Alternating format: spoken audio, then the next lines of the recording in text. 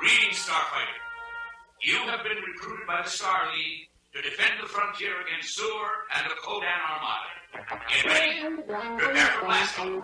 Your fortress of solitude. Greetings, program.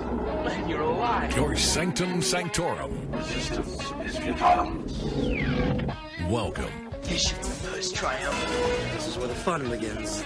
Proof positive that geeks have inherited the earth. It's showtime.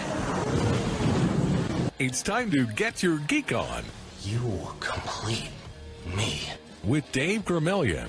Oh, yes. Welcome here, everybody. I am Dave Gramillion. Welcome to Get Your Geek On, powered by Southtown Games on Pleasanton Road near Loop 410 on the south side of San Antonio, where your gaming family wants to welcome you. This on Talk Radio is where we will talk Star Wars, Star Trek, DC, Marvel, video gaming, really all things geek that have dominated this little world of ours. You see, geek is not what it was 20 or 30 years ago. Geek is in. Geek is very in. Geek is now the mainstream, and we are here to talk the latest and greatest. That is geek, right here on 9:30 a.m. The Answer Talk Radio and 9:30 a.m. TheAnswer.com. This is Season 2, Episode 2. And tonight, we have some late-breaking, absolutely smashing, put the fans into a hysterical panic Star Wars news.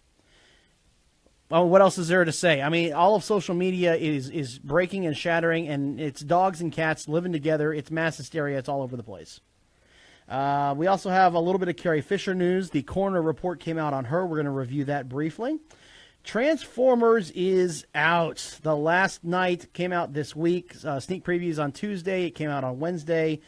Yeah, this is the last Bayformer movie, and it could be the worst Bayformer movie. And does it really matter? Is it going to make, just a bunch of money anyway? A cosplayer for the Rebel Legion was assaulted at a minor league baseball game in New Mexico. So we want to get into that. That's no bueno. I want to talk about that, about cosplay not being consent, especially now that we are in the peak of Comic-Con season. Time permitting, of course, because, man, we got a lot to get to. There's some Marvel news. There is, as Steve Schinder said in our chat on Facebook.com/GYGOofficial, there is a web of confusion surrounding Spider-Man and Venom. Will Spider-Man appear in the Venom movie? Will Venom appear in the MCU? We thought we had the answer, but now we're not sure. Yes, Goose, go right ahead. Time permitting, there's also a bit of Star Trek news that came out this week. Again, time permitting. Time permitting, because we also have some video game news that we want to hit up as well. I mean, we are just chock full of news here. So let's go ahead and let's review everything we need in order to get things moving along here. First of all, in order to run the premier talk radio show for geeks in the United States and the only one in the great state of Texas, I got to have something to drink. Mm-hmm. That works out just fine. I also like to have a back scratcher because I'm going to be here for an hour. I like to have something to get that one spot right there in the middle of my back. And I also want to welcome here Old Blue, my lightsaber of many, many years, keeping the Minox at bay. Thank you. And, of course, we've also added in a sonic screwdriver for all you Whovians out there. There we go. And also want to make sure that I am decked out in geeky apparel, which I am. I have my Doctor Who Control-Alt-Cyberman Delete t-shirt on, and I'm rocking my Star Wars hat. On my left, your right, as you look across the radio dial here, we have welcoming back from his glorious trip to Mexico City, we have our minion, the founder, the owner, the president, the Grand Poobah, High Muckety Muck of Star Wars Society of San Antonio. We have our minion, Peter. Thank you. My loyal crickets, thank you so much. I missed y'all too. Yeah, your crickets definitely missed you, man. There's no question about it. As you look further left, my left, your right, across the radio dial, you will find our sound prognosticator, the man behind the board. He is Goose. Hello. All right, minion, what are you rocking here?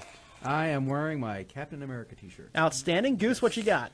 Well, this week saw 2 Batman anniversaries. Yes, it did. Saw the 20th anniversary of the abomination known as Batman and Robin. Yes, and in fact, it was suggested to me that we should just spend the entire episode talking about that. But it was also the 25th anniversary of the cinematic masterpiece known as Batman Returns. So I am wearing a basic black Batman t-shirt so everybody can know I'm Batman. There we go. Awesome. All right. If it sounds like we're talking really, really fast, it is because there is just so much to get to, and we only have 52 minutes and 10 seconds or 20 seconds to get all to it.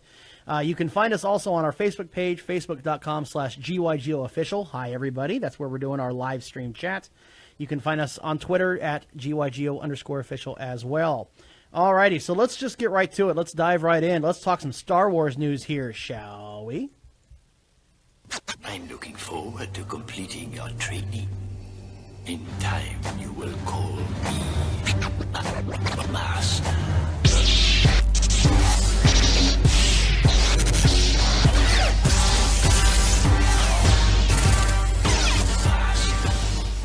Oh my goodness, did everything break on the internet this week when it came to Star Wars?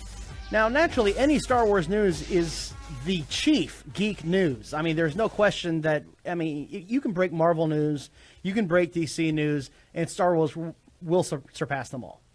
There's no question about it, and I think that was shown to us, demonstrated, when Han Solo directors Phil Lord and Chris Miller were fired from the Han Solo movie in the middle of shooting in the United Kingdom. Reports state that they were blindsided by this. Now, there are also some reports saying that they quit. But if you're blindsided, it's not because you're quitting, it's because you were fired. So it appears that they were absolutely fired from the Han Solo movie. So here's our first question of the day. Okay, all right, so these guys are gone. These are, in case you don't know who Phil Lord and Chris Miller are, they did 21 and 22 Jump Street. They've done a couple of other movies here and there, mostly known for being comedy type of guys. So here's my first question. If they were fired, does that mean that Kathleen Kennedy fired first? Ooh. Thank you very much.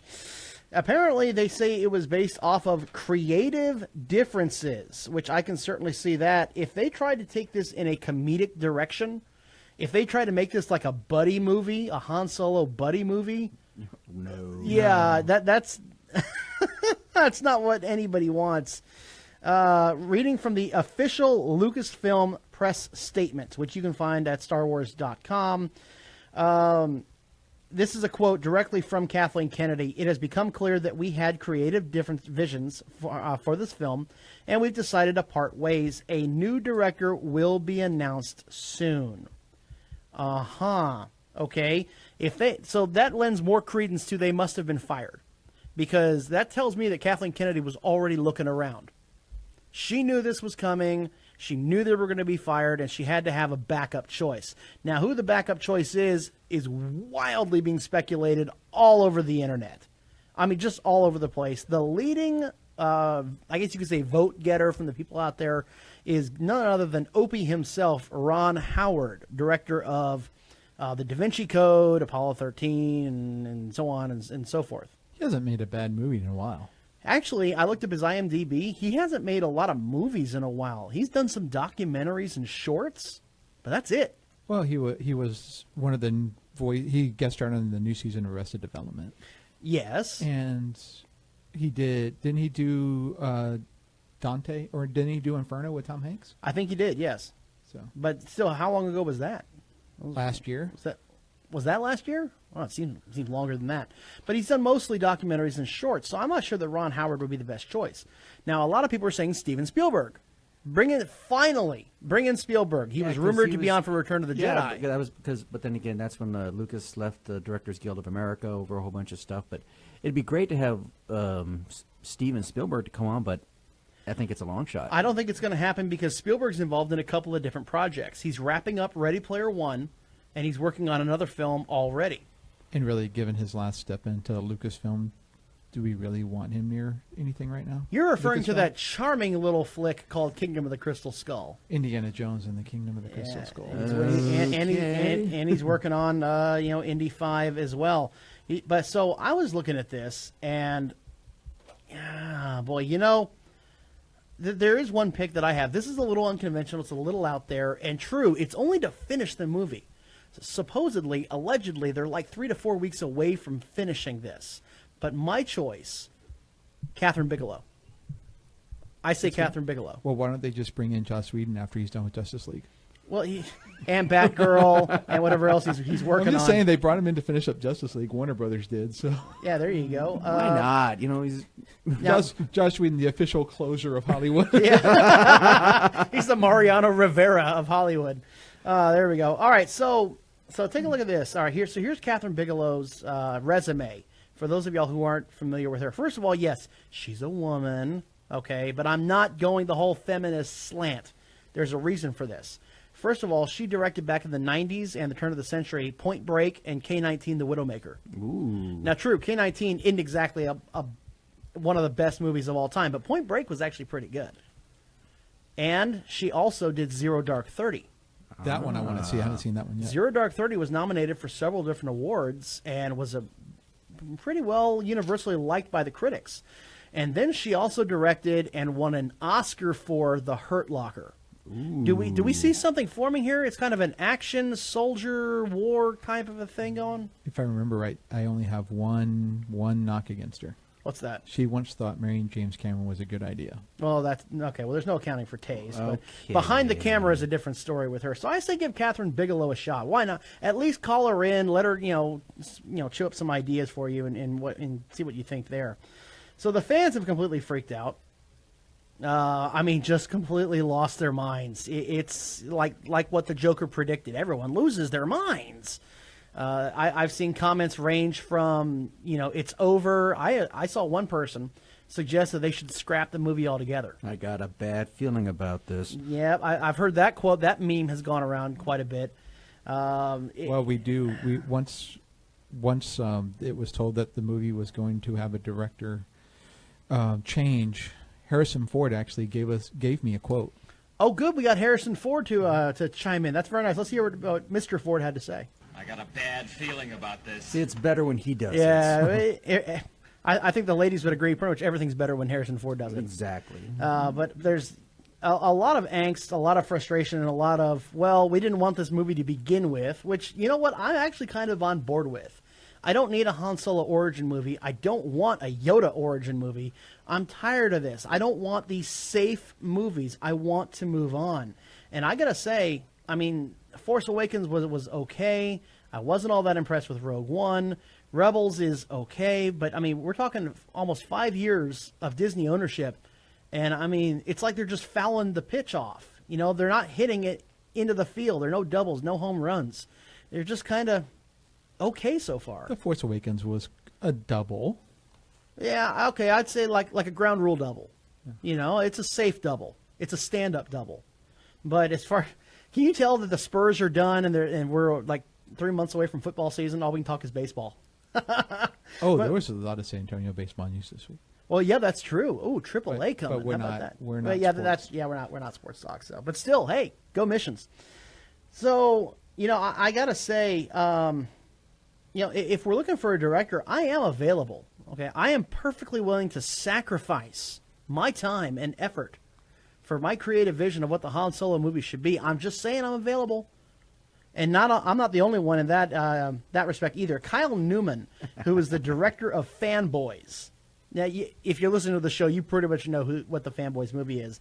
He's actually offered to direct the movie for free.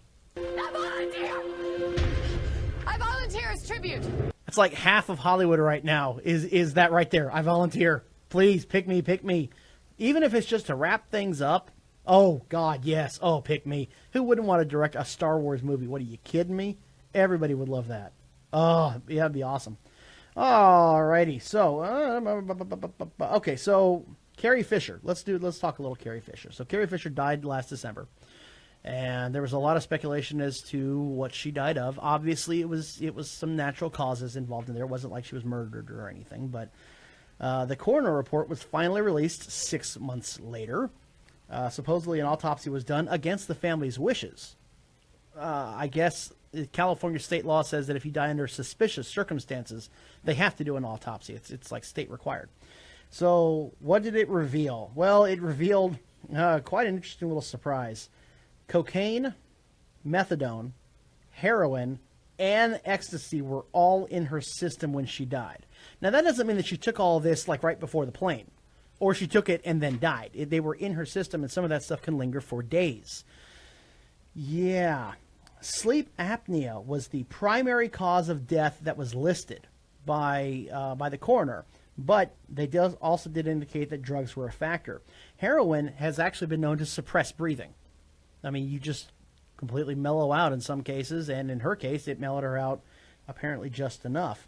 In addition to the illegal drugs, Fisher was also taking Prozac, Abilify, and Lamictal under prescription. She was also taking oxycodone without a prescription.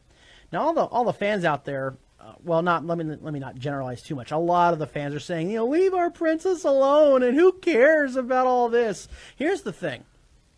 First of all, yes, we know that she had a drug problem, but I don't think, if you tell me that you were not surprised to hear how many drugs were in her system at this stage in her life, you're lying. You are lying. You may have thought she was doing drugs, but you tell me that she was doing 4 different types of illegal drugs, 3 different types of legal under prescription, and 1 without a prescription. Which makes it illegal, so 5 illegal drugs. Yeah, 5 illegal drugs. Wow. That's where I care. All right. I would not have been surprised at all if she was on some type of drugs, especially prescription drugs, because we know she's had issues. But that much, that harsh, that's where I care. I don't want to go the whole, drugs are bad, okay? I don't want to go that route because everyone knows that drugs are bad. But that was surprising to me, that she had that many illegal and legal drugs in her system at the same time. Well, speaking just as a Star Wars guy myself, yeah, it's sad that these are the things that contribute to her death, but I don't want to prefer to think of her how she died. I prefer to think of her how she lived. That's just me. Well, that's true, and this isn't necessarily going to tarnish her reputation. She'll still always be our princess. Mm-hmm. But wow, yeah, 1 or 2 drugs I could see, but that's like half a Walgreens. That's a lot of drugs in her system. Now, what is sleep apnea? Sleep apnea is when your breathing is interrupted during sleep. Essentially, you stop breathing. Could be for a few seconds, could last minutes. And you know what happens to the old brain when there's no oxygen going to it? Not good. 22 million Americans suffer from sleep apnea. 80% are undiagnosed. And I got that from the Mayo Clinic's website. The Last Jedi director Rian Johnson, segueing into some other news here, because again, this show's going just zipping by. The Last Jedi director Rian Johnson was asked to shoot a scene for Star Wars Episode 9 while he was shooting Episode 8. So, and this isn't terribly uncommon because Johnson asked a similar favor from The Force Awakens director J.J. Abrams. Johnson wanted Abrams to change the ending of The Force Awakens to be more in line with what he was going to do for Episode 8, The Last Jedi. Now, we don't know what the change was. We really don't. I have a suspicion, based off of concept art and rumors that I've heard, that Luke and Rey were supposed to have about 15 minutes of on-screen time together, and it would involve like underwater training. It would involve maybe some on the island training, something like that, and then she would discover something, and then the movie would end. And instead, they ended it with her just holding the lightsaber out for about a half hour. Technically, she discovered something, and then the movie ended. Well, technically, yes, that's true. She discovered how long she could hold her arm out there because she's just like, are you going to take this thing? Come on, my arm's getting tired here. It took him 5 minutes to bring the hood down. Is there a hand attached to that? Did you bring any food, some Whataburger by any chance, Ray? Something. Because, all I've done is just stand here and look at these rocks all day. Oh, goodness. So that is our Star Wars news there. So if you've missed that, don't worry because it's all going to be sent to the archive, to our vault anyway, so that's okay. So with that being said, I want to go ahead and segue really quickly here into some Transformers news.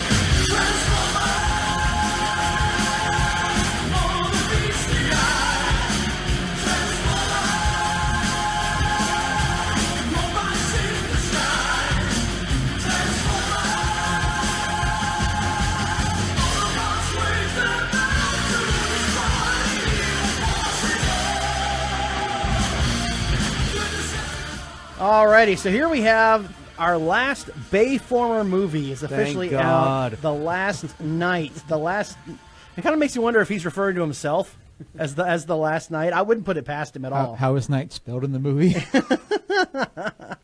Oh, goodness. Now, the big question is this the most meh Bayformer movie yet, because to be honest, I haven't seen a lot of hype for this. I haven't seen a lot of commercials. I haven't seen any YouTube ads. I didn't even see anything like this when I was down in Mexico. I saw more Cars and Wonder Woman than I saw Spider-Man. I think I saw one Sonic ad, like one tie-in with. I've with seen Sonic. a couple of Sonic ads, but that's it. Something else. Barely anybody's No, talking about it. Transformers Sonic Oh, okay. And when it came out, it had scored a whopping 17% on Rotten Tomatoes. You almost think it was a DC movie. Hey-oh! Burn! Wow, sir. Wow. So to put that in perspective, that is only 2 points above The Mummy, which came out. That's worse than the last Pirates of the Caribbean movie. It's It's better than The Mummy, according to Rotten Tomatoes. According to Rotten Tomatoes. But not by much. So this also appears to be Mark Wahlberg's last Bayformer movie as well. Quote from him: "This is the last one. This is the last Transformers. Michael Bay has vowed this is it. I'm going to go out on a bang on this one. And I feel like you got to go out while you're ahead, you know. I think I've had a good run, and I've got a lot of other movies I want to do." Now, I'm certainly not going to be sad to see Mark Wahlberg go or Michael Bay go, but it appears that we're also not done with the Bayformer franchise yet, as there are now rumors of a Bumblebee spin-off movie. So Bumblebee will get his own movie. Okay. Sure, I guess. Why not? Can't we just just reboot the whole series and just start Wouldn't that be over? nice? Yeah, Well- just leave all this behind. I mean, because I know a couple of directors who are available now. oh hey, No. They can't touch Transformers either. Now here's the thing: is that Paramount really needs this win, really needs this, because their recent movies have included Zoolander 2. Worldwide made $56 million on a production budget of 50. Whiskey Tango Foxtrot with Tina Fey made $23 million on a production budget of 35. I actually enjoyed that movie. Okay. All right. Well, yeah, but it didn't make a lot. And of course, there was the Ben-Hur disaster. Oh Lord. Made $94 million worldwide with a production budget of 100. who didn't see that coming?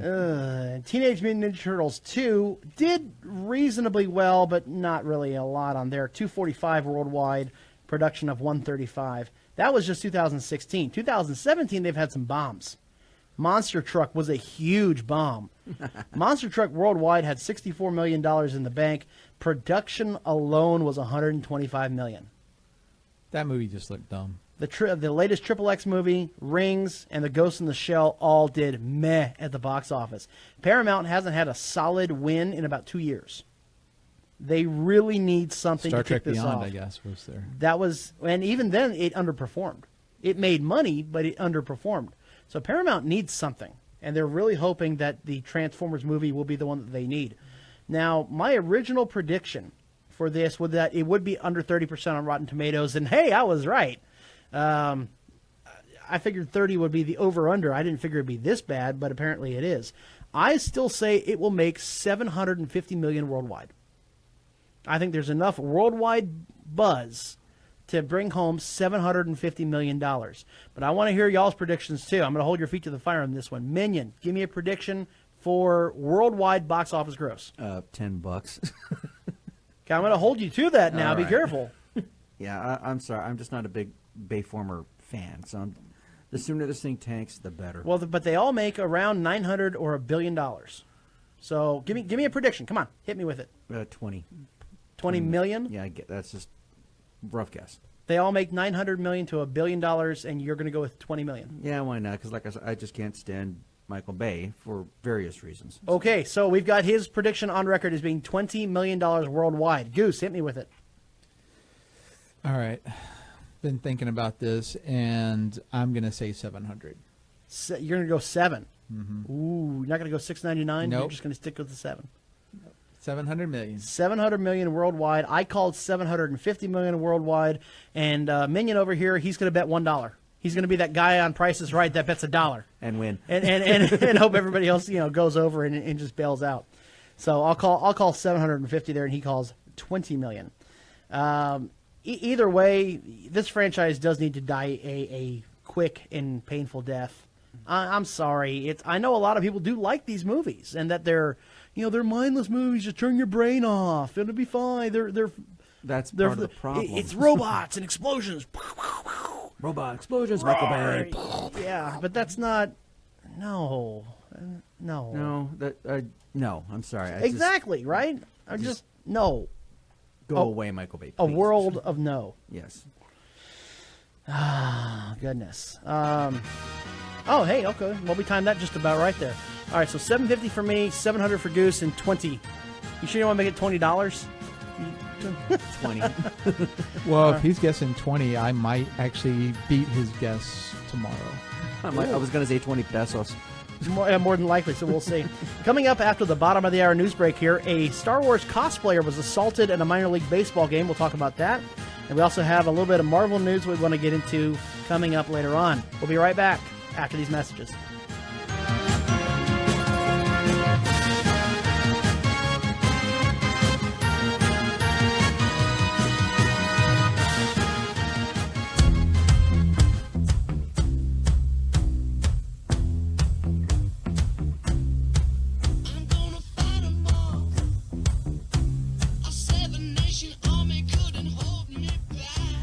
Alrighty, welcome back from the bottom of the hour news break. This is Get Your Geek On 9:30 a.m. The Answer Talk Radio, powered by Southtown Games on Pleasanton Road near Loop 410, where your gaming family wants to welcome you. I am Dave Vermillion, and if you missed the first half of the show, we talked a lot of Star Wars news because there was a lot of Star Wars news to talk about.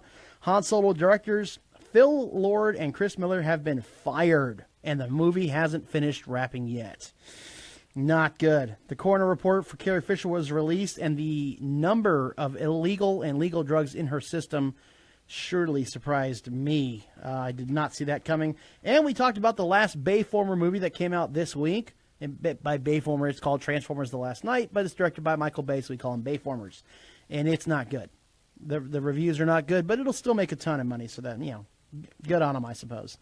Alrighty, if you missed any of that, you can find it on our official archive in the vault. You can find that at 930amtheanswer.com. You can also find it on our website, our official website, getyourgeekon.org, where all of our shows will be archived. So we have a little bit of distressing news. Unfortunately, it probably happens more often than we know about, but the Albuquerque Isotopes are a minor league baseball team in New Mexico. And as happens from time to time, they have a Star Wars night. In fact, the San Antonio Missions will have a Star Wars night at the end of July. So it goes around. Star Wars night, it's a big deal. So they had some Rebel Legion, some 501st Legion people out there, and one of them who was cosplaying as Ahsoka Tano was assaulted while she was out there. And first, let me just say, it should never happen. It should never happen. I'm sure the guy was a drunk idiot who probably didn't even know what he was doing at the time, but it should never happen. I heart geek girls in such a large way. I support everything that they do, and it angers me. It actually angers me that this happened. So this is a quote from the cosplayer. I'm not going to put her name out there because I don't want her to get that kind of coverage. I don't want y'all to swarm on her or anything, but she said, quote, "We had a troop last Saturday where I went as Ahsoka. We were lined up waiting to move, so I handed my sabers to my friend so I could try to adjust part of my leg armor. While balancing on one leg and bent over, a man came out of nowhere and grabbed me in a bear hug." Now imagine this. You're a girl. Minion, you're a girl. All right, and you're bent over, adjusting your leg armor, and a guy, you're blindsided. You have no idea this is coming. Somebody just comes up and bear hugs you. Not just taps you on the shoulder, not, grabs your arm, bear hugs you. Yeah. That right there is pretty scary. Yeah. I'm going to say my piece on this in a little bit here. But go on. She goes on to say, "I told him that he was too close in the hopes he would back off, and he didn't. He proceeded to continue holding me and then kissed me while I said stop and no, and his friend took a photo. He then bolted off, and all I could think of in the moment was to yell, 'It's not cool to kiss strangers,' into the distance. A police report has been filed." Good. Good, absolutely. All right, Peter, why don't you go ahead and get your piece out of the way here? Well, for starters, because my fiance does a slave lay. I know quite a lot of slave layers, Mm-hmm. and when she does her slave lay at some of the shows down in Mexico City, she always has an escort, and the club down there, Order 66, which is a very good Star Wars organization, they take care of their females. And when there's a slave Leia or somebody who's got that type of an outfit, they get escorted no matter what, even if it's just to go to either to go to the restroom or if they just go to the snack bar or something like that. They get an escort. And for speaking as for someone who does do that costume. Yeah, I'd be very protective, especially if somebody's wearing something, like a slave Leia or an Ashoka, which brings up to the thing that what a lot of cosplayers have are handlers to make sure that, this sort of thing doesn't happen. Now, maybe there was a handler who was there who maybe just didn't see something. Maybe it just happened too quick. We don't know. Yeah, I think it happened too fast. Yeah, and at the same time, it's even if you had, I'm not sure if she had any troopers around or something like that, but then again, you're kind of limited in vision if you're wearing a stormtrooper helmet. But, that's why handlers are there, to make sure this sort of thing doesn't happen. Even a while back, years ago, when we had a slave Leia who was with us, her name was Summer, as a matter of fact, when we were doing the night parade, we made it a point to make sure that she was well protected as we're going down Broadway. We had, she was in the middle. We had people flanking her to make sure no drunks were to come out there and mess with her. And unfortunately, sometimes these things occasionally happen, sadly. Now, I did reach out to her, and she provided me with a comment that I could put on the air here. She says, quote, "My Rebel Legion base will now assign me a handler for all troops, and my husband intends to always sandwich me between himself and another friend for photos. I will only take Ahsoka-only photos with children from this point on to protect myself, which is the only way my trooping has been impacted." Right. So that's it. The only way you're going to get a picture with her is if it's with kids. I did reach out to the Albuquerque Isotopes for comments, and they did not comment. They didn't even reply to my emails. So I don't know what their site is. I don't know if there's an investigation, if they have increased security, if they have a statement from security. I don't know. They didn't reach out to me at all. But I did get a couple of other quotes from cosplayers that I know here. One of them is Messy Mermaid, if you want to look her up. Messy Mermaid says, "It's traumatizing and rude. Just because we are in cosplay does not mean we want to be assaulted, and yes, this is assault. My prayers go to this strong woman and towards her emotional healing. Also, word to the not-so-wise, every cosplay lady I know can kick butt." Mm-hmm. Now, I would not doubt that. I have been with some of our lady cosplayers, and yeah, they have been known to, to whip some people around when they need to. Dava Renee Cosplay, if you want to look her up on Facebook as well, Dava Renee says, "If someone is in your face and you don't want them to be there, you need to be able to get them to go away. If that means screaming for security, do it. Never let anyone make you feel uncomfortable. Cosplay is about fun, and you should never feel unsafe." Albin Johnson. Thank you, Albin, for this chimed one. in. Albin Johnson chimed in on a comment for us here.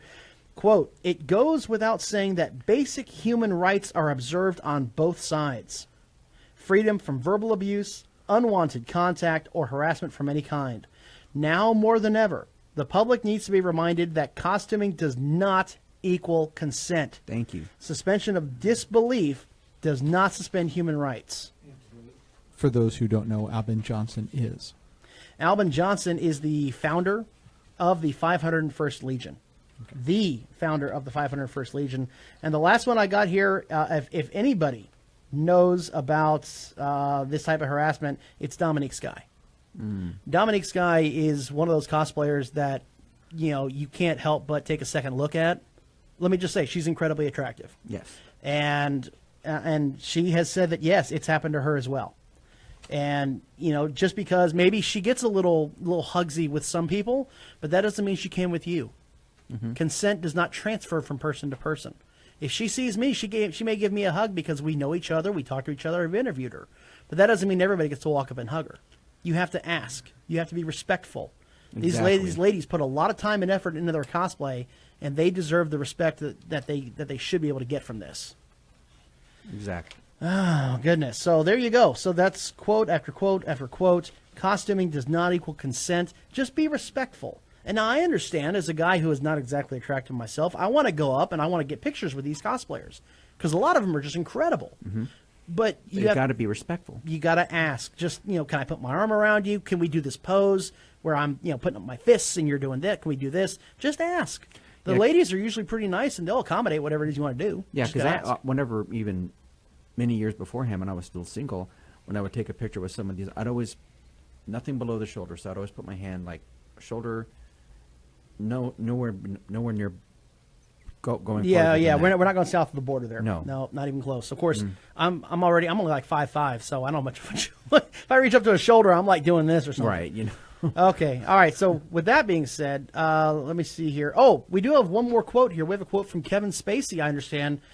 Kevin Spacey. We need to know how would you describe what happened here? Come on, let me hear you say it just once. You're insane. No! No, the other thing. Superman will Wrong. Wrong. Just wrong. That's the best part about it. So, alrighty. So let's go ahead and we'll segue out of that dark little bit of news, and let's all get a little confused here and talk some Marvel news here, shall we?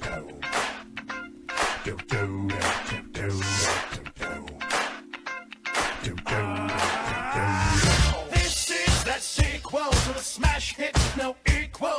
This one's for the true fans with Hulk hands and action figures. Okay, so this little segment is brought to you by our friends over at Laser Legend. Laser Legend on the north side of San Antonio on Lookout Road and 1604 near I-35. A tremendous place for video gaming, a tremendous place for having a party, a tremendous place for playing laser tag and miniature golf. Okay, so Marvel CEO Kevin Feige, do we ever find out how to say his name? I don't even know. He said that the Tom Hardy Venom movie will not be related to the MCU or to Spider-Man Homecoming. And we've heard Sony say before that the Venom movie will be completely separate, that Spider-Man won't even be in it, which caused some confusion because how do you do Venom without Spider-Man? I don't understand that. But now, that was months ago, now Sony chairperson of the Motion Pictures Group for Sony Pictures Entertainment. What a title. How long is her business card? Her name is Amy Pascal, and she said, quote, "There'll be some adjuncts to it. There may be different locations, but they are all still in the same world, and they will be connected to each other as well." She's referring to Sony and the MCU. And then it gets a little better.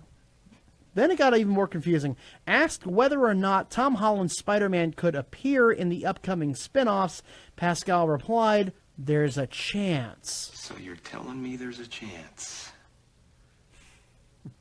Absolutely. There's a chance. It might 1 in a million shot, but, you know, it's there. Now, here's the thing. Kevin Feige was sitting right next to her. Right next to her when she said that there's a chance that Tom Holland's Spider-Man could appear in the Venom movie. So you're telling me there's a chance? So he's sitting right next to her, and he did not comment. He did not confirm, nor did he deny and say, "Whoa, Amy, no, we never talked to, no, how, what? No, what?" He said nothing. However, he later repeated that Venom is a Sony project. Now, Spider-Man Homecoming will come out July 5th, with Venom coming out the 5th of October of next year. So now confusion reigns. We have no idea what is going on now. Why didn't Kevin come out and deny it? Why didn't he come out? I mean, there are some Sony projects that have Marvel characters in them. There are some 20th Century Fox projects that have Marvel characters in them. So what if it's a Sony project? That doesn't rule out Tom Holland. And in no way, shape, or form did the Marvel president himself deny that Tom Holland's Spider-Man will appear in a Venom movie. But before he said he wasn't going to happen. So which is it? Is it going to happen? Is it not going to happen? I have no idea. At this point, I have no idea. It could be a cameo. It could be a full-on thing. They could be in a deal together. I don't know. I have no idea what's going on. I really don't. The question is, will there be a Stan Lee cameo? Well, that would just confuse things even further. Because has Stan Lee ever done a Sony cameo? Yeah. He did it in the, he's been in every Marvel-related that's right. movie ever. The Amazing Spider-Man. With the exception of Fantastic Four. Well, he was in Spider-Man, Spider-Man 2, and Spider-Man 3 and the Amazing well. Spider-Man. So was he in Fantastic Four? Nope. He didn't want to be a part of that. No, not the new one. He not was the in new the original one. Yeah, the Four Stick. He wasn't in that one. with Michael B. Jordan and No, he wasn't in that one. Oh, what's the girl's name? Who cares? Kara. Let's not talk about that. Yeah, He's whatever, yeah, no kidding. That we shall not. Who shall So what do you think here, guys? You think we're going to actually see Tom Holland now in a Venom movie? I don't know, but Lone? I have a feeling not next spring, but the spring before that will be the more formal Spider-Man prom. Oh God, he can take Venom. He and Venom will both be fighting for the affections of Mary Jane to go to prom. Venom will be drilling in the punch bowl or something. You think he'll shoot webbing he'll pass webbing through in study hall instead of notes? Maybe. There's a report that the Venom movie is also going to include Carnage. I've heard that also. No, I think you need to establish Venom first. You need to establish Venom first. You can't just. But then, how do you do that without doing Spider-Man? And is Sony gonna just like? Are they gonna share Spider-Man back and forth now? Well, Sony owns the footage to the Tobey Maguire and Andrew Garfield films, so they could tie those in somehow. Maybe I don't. It could be the same symbiote from Spider-Man 3, just with a different host. You think Tom Hardy will ever not play a villain ever again? He did in Mad Max. Well, okay, but he was Shinzon in Nemesis. Well, Black Hawk Down, he wasn't a villain. Well, that was before Nemesis, wasn't it? Who was in Black Hawk Down? He was one of the guys in one of the army guys in Black Hawk Down. He was the soldier. Oh, you know that one soldier with the gun. Yeah. Oh, that one. That guy with the uniform. That's how he got. That's how he got Shinzon. Was based on Black Hawk Down. Pretty much, he was Shinzon. Yeah, and now he's doing this, and he was Bane before. Let's not talk about that. You remember Bane, don't you? Oh, goodness. Okay, all right. So with that being said, let's go ahead and we're going to get in a little bit of some video game news here, shall we?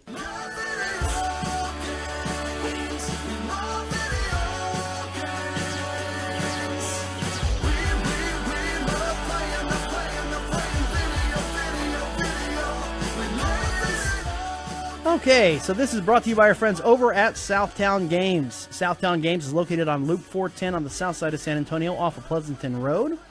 And I was so impressed when I first walked in there because the staff, the people that work there are so knowledgeable about their games. Yes, they have variety. Yes, they have games. Yes, they have supplies. They have mats. They have boards. They have boxes. They have dice. They have everything you need to game. But they know the games inside and out. If you have a question about a new game, if you have a rule question about a current game, or if you just want to test them, go right ahead. Throw something at, throw some knowledge at them, see what they think. But it's the people down there that really impressed me. Southtown Games is a great place for gaming. I strongly recommend it, strongly endorse it, strongly want to do some more of my gaming down there at Southtown Games. Okay, so in case you forgot about how awesome video games are and how they're impacting our society as a whole, yeah, we got this little bit of news. Esports tournaments are being held in the Staples Center in Madison Square Garden. Huh? And please note, I'm not even mentioning the game. I'm just saying esports. It could be Counter-Strike, could be League of Legends, could be Overwatch, doesn't matter. It's esports. They sold out both arenas, so that's bi-coastal. Staples Center in Los Angeles, Madison Square Garden in New York City. Sold them both out in less than an hour. Sold out. The entire stadium. There are big bands that don't sell that out in an hour. There are bands that sell out. There are games that don't sell out. There are Final Four games don't sell out that fast. And they sold those tickets out in less than an hour. So esports, in case you missed something, it's a thing. Also, in 2014, Robert Morris University, a private school, was the first to recruit students to go to school there for esports. Now, it's not uncommon for schools to recruit players for football teams to go to school there to play football. In fact, that's quite common. To play basketball, to play baseball, soccer, field hockey, lacrosse, track, rowing. Rowing, especially up in the Northeast. Chess. Well, I don't know about that, but but now you're being recruited to play video games. They started that in 2014. They said it was a fight to convince the administration to fund the project, but they did. This coming fall, only 3 years later, they anticipate 90 students will be attending on scholarships to play video games. 90 students over 5 different games. They didn't say what the games were, but now you can go to school on scholarship and be recruited to go to school on scholarship to play eSports games. Now, there are college eSports teams out there, but now the recruiting trail is starting to heat up. A varsity scholarship at Robert Morris University will pay for 70% of your tuition, and students must maintain a 2.0 grade point average. That's it? Only a 2.0 grade point? That's it? What am I doing wrong with my life? 2.0, not even 2.5? Wow, man. Think about that. That's all C's. Yes. As long as you get all C's at Robert Morris University, you'll get 70% of your tuition paid for and play eSports. They do have an eSports area. It's essentially a computer lab, but they're all high-tech, high-powered computers. Back in my day, we had to bootleg StarCraft and hide it when we were network gaming, man. And bootlegging was a lot harder to do back then, before BitTorrents and uTorrents and all that fun stuff. Well, So, you just get the exe file, put it on a network drive, and everybody has access to that in your file. so I'm going to make a bold prediction here. Before 2020, we will start to have recruiting news for eSports players. Right now, you have, let's say you want to go watch Churchill play Madison for football. You want to see Churchill play Madison. And you can look at the program and you can look through the score and everything. You can say, oh, okay, well, this guy is a 3-star player. He's being recruited by A&M, Texas, Oklahoma, and LSU. And you go there to watch this running back or this defensive end. Now you could say, well, this kid in high school, now he's playing Overwatch and he's ranked on a certain tier or whatever, and he's being recruited by A&M, Texas, Oklahoma, and LSU. They're going to call it e-signing day. E-signing day. I like that. Of course, get it because you e-sign documents nowadays, too. I need to trademark that. Yeah. Really? Oh, my God. Yes, absolutely. We need a hashtag trademark e-signing day. Hashtag. No, yeah, write it down. We need to get on that. In other news, Atari is back in the hardware business. Woo-hoo! For the first time in over 20 years. Atari CEO Fred, I'm going to butcher his name, Chesnais, I guess, Chesnais. Sure, we'll go with that. Nais, said in an interview with GamesBeat that he said this will be based on PC technology and that Atari is currently working on the design to be revealed at a later date. Now, Atari filed for bankruptcy in 2013, and this guy bought the company, which is now profitable, and they're making mobile games. But now he wants them to up their game, take their game to a new level. That's not even a rimshot. And wants to get back into the hardware business. Now, I own an Atari 2600. Y'all have seen it. It's back in my house right now, and I've got about 30 or 40 games. I mean, that's it. That's where I grew up on, was the Atari 2600, the 400, and the 800. And then, of course, everything died in 1983 back when the video game industry collapsed. I mean, people don't remember this, and of course, the kids nowadays, they don't know anything about it. But there was a time when, the video game industry was just dead. It was sad, and it almost didn't come back until Nintendo decided to unleash the beast with Super Mario Brothers. So I'm excited for this. I really am. I want to see what Atari's going to come up with. I like that this guy has brought Atari back from the brink, so to speak. And I'm excited to see this. Gary Carr asked, what the heck is Atari? See, I had a Commodore VIC-20. And now we all feel old. A VIC-20. Yeah. Ooh, nice. I had Pong. I had a friend of mine who had ColecoVision. Yep. Did he go see the doctor for that? Hey-oh. No, but he had the controller with the overlay on it. It was just a blank button mat. You put the overlay on it and it told you, oh, this button does this, and this button, you press this to do that. But you had the overlay on there. It was really cool. It was groundbreaking at the time. Very good. I remember when the Atari first came out with a set that had a pause button on it. We never had a pause button for a video game before until, Atari developed it. It was really some really cool stuff. That's cool. Okay, and Goose, you said you had some Star Trek news here for us. This week, I believe it was Monday, the premiere date for Star Trek Discovery was released. It's going to premiere on Sunday, September 24th, immediately following NFL on CBS and 60 Minutes. As a matter of fact, we wrote up an article about this for GetYourGeekOn.org, and you can subscribe to GetYourGeekOn.org, and we'll send mail directly to your inbox. Whatever email address you want, all you have to do is find one of our blogs, and you'll see where it says to subscribe, and we'll send news right to you. So you don't have to scour the web ever again. We'll send it right to you. Did you see what was released on Wednesday? Ooh, what was on Wednesday? The first image of Jason Isaacs on the bridge of the Discovery. I missed that.